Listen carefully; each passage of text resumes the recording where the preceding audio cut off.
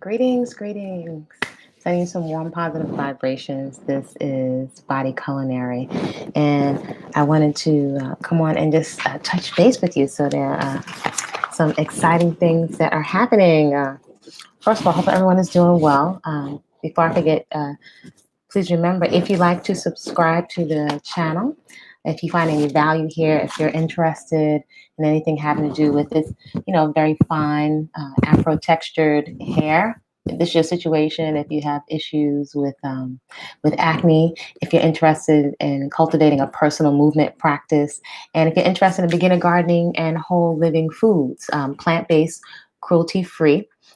No labels necessary here because everyone can benefit from more whole, fresh, living, peaceful eating, plants and foods that you can recognize with their living water intact. So please feel free to avail yourself of the content here. Do check out the puppet series, Sister Butterfly and Sister Monkey, Learn to Eat Better, and I'd love to hear your feedback. So today, this early day, if you've been on the channel or returned to the channel, you may or may not recognize that I love the early morning hours because it's very, very quiet for many, many years. And I'm sure it comes from my grandma Lou watching her get up when it was still dark outside. So the world is really quiet then. And the mind, I find, is very clear because all the programs are kind of shut off for a while before everybody starts moving at a breakneck pace. So quickly, hairstyle quickie, because I'm not into spending a whole lot of time on my hair because I got other things to do. So my hair is a little damp just now from the shower. So it's very fine. It's not a lot of locks. Maybe it's 40 something. I'm thinking of letting them combine again because I'm finding in this 5th year as they're very fine, they're growing in flat. As they grow together, they get more compact and compressed, especially depending on the hairstyles that you wear. So all I did, I'm not brushing or anything because I don't want to see broken pieces. This is it. I have one of these really delicate scrunchies that don't pull so much on your hair. And so a lot of the styles I'm wearing now, I wore when I was a quote unquote loose natural. And I did a lot of puffs because those were hairstyles that really complement fine hair that's not very dense. So all I'm doing is sweeping it to the side so there's no oil, no nothing, no gel, no nothing. So I'm just pulling it to one side. Usually I'll wear 2 ponytails on either side so they're not in my way while I'm exercising. So I'm just going to pull it to the side, and it's not too, again, my hair is delicate, fine, I'm tender-headed, all that stuff is no bueno for me. So I'm just pulling it to the side, so this is not harsh at all. And then here, I just took 1 lock. This is a combined lock, so just to show you how fine my hair, this is 2 that I combined into 1. So I often think about, it's interesting. I'm like, I'm not lazy at all, but I just don't, I like to play in my hair, but I got other things to do. So I don't want to be a slave to my hair. So all I'm doing is rolling it into like a little Afro cinnamon bun, little curl. And I'm not big on pins, but today I will use 1 pin.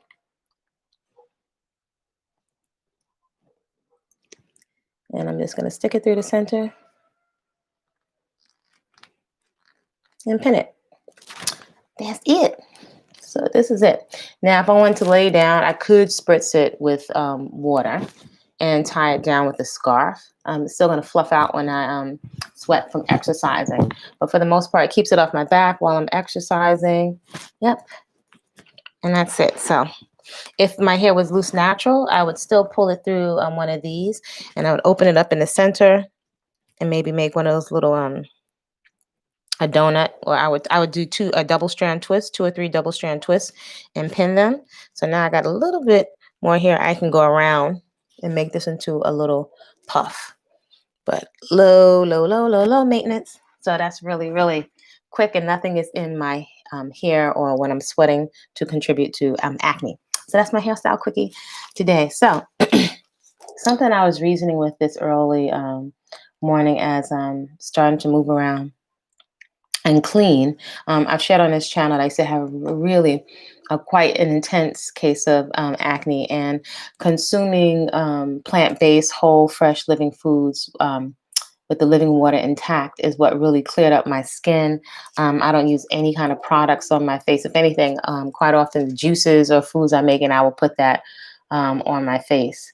Maybe from time to time I may do like an oil cleanse or a scrub that I make, but anything, if it's coming from the food um, inside my food prep area, that's it. And it's really simplified things a lot. I like to eat beauty products. I really consider health to be my ultimate beauty product, and I don't think there's anything wrong with adorning. That's something that women would like to do. However, I've found that there's so much pressure for us to do things to ourselves. I think it causes a lot of anxiety and can even contribute to depression. Now, which is interesting because you have many women in schools of thought with these makeovers that women feel better about themselves when we are made up. So I don't think any of them are right or wrong. It's a matter of perspective. But I can say, we feel like we take all this stuff off. Like, one time I love mascara, but there was a time where I felt like, first of all, when you go to take it off sometime, you watch your eyelashes leaving on the cotton with the makeup remover or the olive oil and the mascara. That's number one. So losing eyelashes, I don't feel good about that. And also getting addicted to, if I take off the earrings and if I take off the mascara, feeling like I don't look pretty anymore. So that I find a little bothersome. So I have this personal practice of what I call radical self-acceptance, and just being able to sit and relax and be at peace with myself. And health greatly contributes to that. So sometimes I was thinking of this early morning is things that we allow to ruin our day. Right. So if you resonate with this, fine. If not, toss it in the garbage respectfully. But I was thinking, so from every time, it's very rare, but every now and then I'll get a blemish. So some people are like, why would you show that? Right. So I have a blemish right here, a little one. I don't know. I have been getting a lot of sleep. I don't touch it. I don't squeeze it. I can definitely say someone that had a lot of marks on my face back in the day, picking it will definitely leave a lot of scars. So goes without saying, I don't use any bleaching creams or anything like that. If you were to look at most bleaching creams and products, they say it'll be gone in 6 weeks or so on. But if you just left your face alone, it would clear up on its own if you addressed it on the inside with what you're putting on the inside, right? At least that's what I found to be my experience. So it will clear up on its own. So, what are we paying for these dangerous chemicals for? So I know I haven't been sleeping. Sure, it's hormonal. And if I eat too many nuts or seeds that haven't been soaked, or to eat them mindlessly.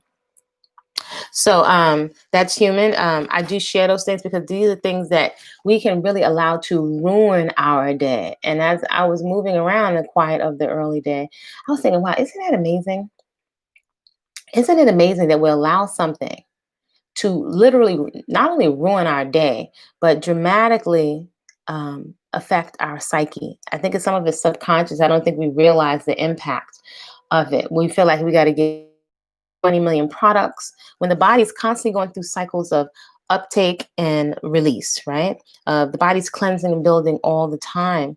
And as women, we will let something like a blemish ruin your day and make you sad because, if we didn't have mirrors, would we allow something as small as a pimple to ruin our day? I know somebody that used to be very, very cut up and fit and working in fitness for many years. That was actually quite a downer. I don't like to claim depression, but I really disliked it a lot. Hate is a strong word, but it really affects your esteem. But I was just thinking, like, who are we judging ourselves by if your body is cleansing and cleansing and building and often letting go of waste, right? The skin is the largest eliminated organ. I know I eat as best I can. I don't consume any junk food at all. I haven't for years. And I'm very grateful because I used to be a junk food junkie. I'm grateful that I don't crave junk, but still, just being in tune with your body. Too much of something is too much of something, and also old things can pass out of your body. There's hormones. We make ourselves bad or wrong, or really greatly condemn ourselves I've observed that a lot of the television programming and the commercials greatly contribute to us not feeling good about ourselves because of the way that we look, but to look to who? So I have this thing with taking it all off the table. If we are healthy and if we're doing everything possible, drinking water, getting sleep, eating healthfully, exercising, if you're doing everything that you can, then likely it will be a process for certain things to change in terms of your skin color, your skin tone, scars. They will go away if we just stop the process of picking and continually perhaps eating things that are disrupting our system or clogging up our pipes in our skin, as well as getting sleep so the body can rest and repair. But the body is doing this on its own all the time anyway, when we just get out of the way and perhaps allow ourselves some peace and allow our bodies to go through the process of healing itself. If something is coming out, that's for a reason, and it's the body's communicating and it's telling us things about what's going on and how what we're doing to it is affecting it all the time. So I was just reflecting on, isn't it interesting how we've been kind of set up, right, to let something like something as small as a pimple, you know, um, ruin our day. I would even go farther to say our body, our skin is going to change texture. Um, I'm someone that's been a breastfeeding mom. Your breasts, your sacred breasts, are going to change texture. Your main concern is to keep them nice and healthy. Sometimes you may be a little darker, around the eyes. It just sometimes, again, I don't have a problem with adornment. But however, sometimes I just question the psychological effects of covering everything when, number one, your body is telling you about your health. Um, Also, our bodies do go through wear and tear, but I'm really concerned about how all these things that we're doing to ourselves to have a certain look to attract attention, not necessarily from those that are well-meaning, but to attract all this attention, how it affects us psychologically. And I don't think ultimately it's a positive. It's a positive when if you take the stuff off, it's like you remove that confidence, right? So is it really a real confidence? And so I choose again to focus on health as the priority. Maybe at some point I will put some mascara or something on, I think, to play. But I found, you can let me know respectfully in the comments what you think. There's a big difference with feeling like I have to cover me up, in order to look attractive. If my hair was all falling off my head, I think I've shaved it bald too as an experiment before, just to see how I would feel. Um, but I would cut it all off. It was hanging on by a string. I would cut it off, and embrace whatever and explore whatever the most natural thing is for me to do. So number one, I'm not putting myself in harm's way with dangerous, highly caustic chemicals. And number two, not being a slave to standards that someone else has set. There's this thing that's constantly, there's been a narrative that's been written for us. What is attractive? Um, what gives us a sense of worth? What's going to make us be chosen? And I resolve to sit and to give myself the validation, the acceptance, the care, the consideration that before I sought from others. And I think that's something that we're socialized into. Again, it's not bad or wrong. It's something very natural to want to be attractive. But as we get older, and especially as someone that's worked a lot with all kinds of clients, male and female, different cultures and religious backgrounds, when I consider, and my culture and other women of the world, the amounts of depression and holding on to a lot of weight, right? The weight is only a symptom of how we are comforting ourselves, often kind of mindlessly, like not fully present, processing old thoughts, trauma, stress. So sometimes we comfort ourselves like a pacifier with food, even if it's healthy food. So that's been something I've been exploring for several decades, the relationship, our relationship to food, not only food, I invite you to consider energy consumption, what we are consuming to build us up, to help us to feel, to help us to process emotions or to quell or neutralize um, emotions, right? To calm us down, to pacify us, right? And then the effects of how we're consuming, right? How it affects our health. Afro women, our numbers are some of the most unhealthy. I'm not talking about attractive, but some of the most unhealthy on the planet. So it's great if we can look at. I think it's very important to love your body no matter what the size is. Love yourself to another level of development. Love yourself as you are here now, right? And it's precious on this earth plane. At the same time, in terms of just health, diabetes, high blood pressure, these things we know, but there's a disconnect between what we know and how we consume. And I don't think it's for us to beat ourselves up. I invite folks to have a healthy curiosity and to slow down and to consider why we do the things that we do, our consumption, right? Food, what we're listening to, um, relationships. These are all forms of consumption that we're using to feel a certain way. So, all of that, right? From thinking of a pimple and how we allow a pimple or a mark or a blemish to ruin our day and greatly affect. Where do we get that from?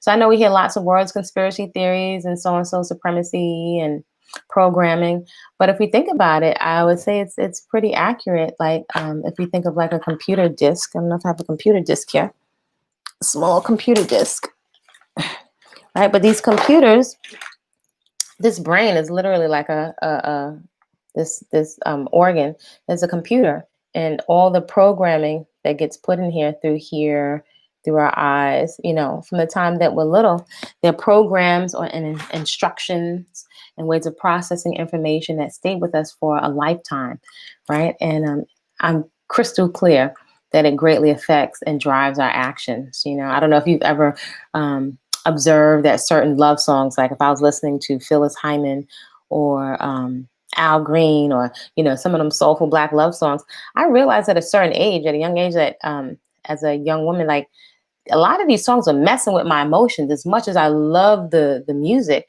they were messing with my emotions. So as much as I love Mary, Mary J, there was one time I was listening to one of her albums on repeat, and I realized I had to stop because it was making me feel a certain way. So these are forms of consumption and consuming programs or instructions, pictures, words, how we think.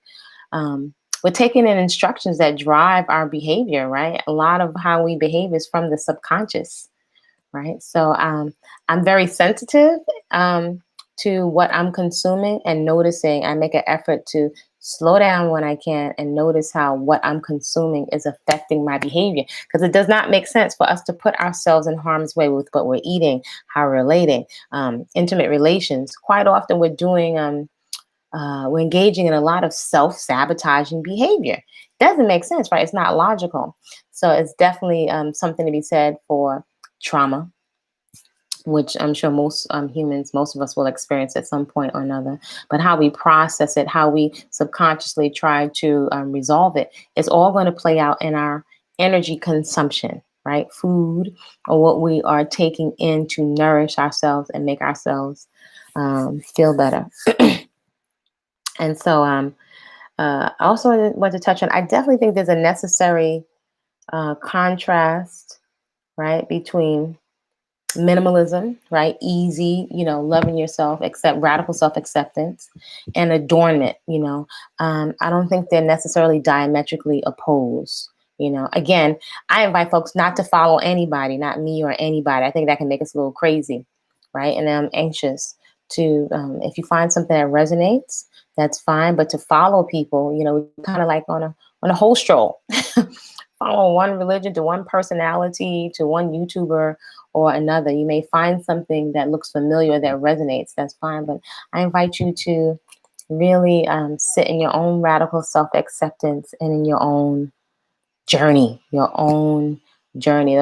may be times you want to adorn with an earring or a bracelet or play around with some mascara.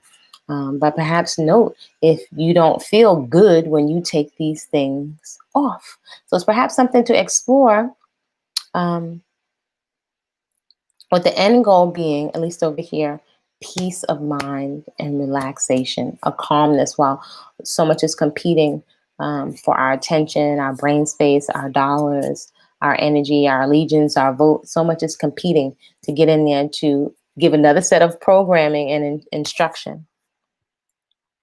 So, yeah, last thing I wanted to say is, the beds are coming along nice. So my sister and I, we have quite a few. We're transforming the garden yet again. So we have a lot of new beds that we've made from reclaimed lumber. So that's going to give us a lot more surface area. Right now it's raining. Been raining a lot, so that's good to water the plants. And definitely, it's interesting. The plants really respond differently to the fresh rainwater than to the water coming out of the holes from the pipe system. So I will be posting some of what I'm doing in the garden on Body-Culinary on Facebook and on Instagram. Yeah, I'll be posting there what's going on in the garden. And it looks like in some hours, I'm going to be heading to Jamaica. So I've been talking a lot about the Soulful Joy Black Fit Challenge. And really, I've been passionate for many years about wellness. So that's cultivating, as I say, a personal movement practice. For me, health is my ultimate beauty product. Definitely as I mature, I know these are things we don't like to talk about, but working in fitness and the holistic health field from a young age, from a very young age, I was always well aware that the body would go through different phases. I think it's something we don't talk a lot about with young women. Maybe it's something, this is the other thing I was thinking this morning. Maybe it's because, again, there this societal shame around a pimple, a blemish, a stretch mark, a corn, on your toe, a puffy belly or midsection when you're on your cycle. So these things we don't talk about. So I think it's interesting that many women feel, where did we get this? A sense of shame around having sometimes these very natural things, stretch marks or a pimple or something going on hormonally. I think we've been programmed and geared to have shame around someone else's narrative of what is attractive. So I decided to take all of that off of the table and to really consciously and purposefully give myself the attention, the care, the validation, the acceptance, right? The loving, the caressing, the taking care of, to give that to myself first and foremost. And I resolve, and this may be a interesting one. Someone said this to me very, very as a young woman. Not every woman will get married, or sometimes you may be married or mated and then not in a relationship. And again, these are things that I think I've observed that we can have a tendency to feel very anxious about, and it can even drive us into other kinds of situations out of anxiety and a desperation. So I've decided, and the simplest way to take a lot of that off the table. And for me, I call it, it's a simple practice, awareness of radical acceptance, simplifying and streamlining my lifestyle to make more room for what is really important, and making a decision to enjoy my life now, whatever is going on around me. So that's enjoying even work. My godfather would tell me, thank you for the blessing, give thanks for the blessing of work and the gift of creativity. And as a young person, you're like, give thanks for work. What are we giving thanks for work for? But the other day, as you see in the video, I just posted where I was carting a wheelbarrow up and down a hill and shoveling dirt, working in the garden. Oh my gosh, it was so beautiful. It's like I'm in a little mini kind of like a forest, and I'm seeing a little creature walk by, really beautiful birds, and I'm thinking like, wow. So that work and also volunteering that my godparents recommended I do at a young age has afforded me very many opportunities. So yeah, shout out to my Godfather. Thank you for the blessing of work and the gift of creativity. So I invite you to flip everything on its head and reclaim and rewrite your narrative, reframe things in a way without not lying to yourself, but reframe things that have happened to you, place them in a perspective, write a narrative that is empowering to you and that is proactive and that motivates you. What motivates you? How do you motivate yourself to be proactive around the things that you say are really important to you?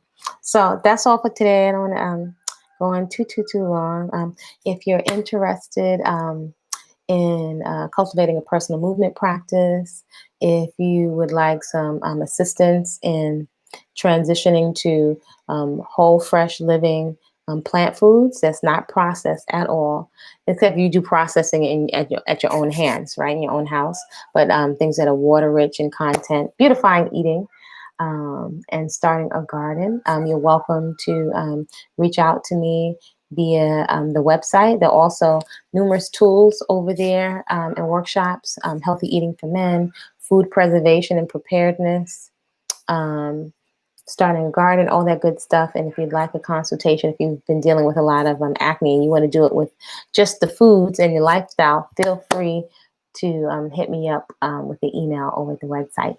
All right, y'all, create a great day. I invite you to create a great day on purpose because you said so. And hopefully I'll get some footage if I make it out of here to, which I think I will, to Jamaica, right? So that's hashtag soulful joy. So that's going to be really, that should be really exciting. All right, y'all. See you soon.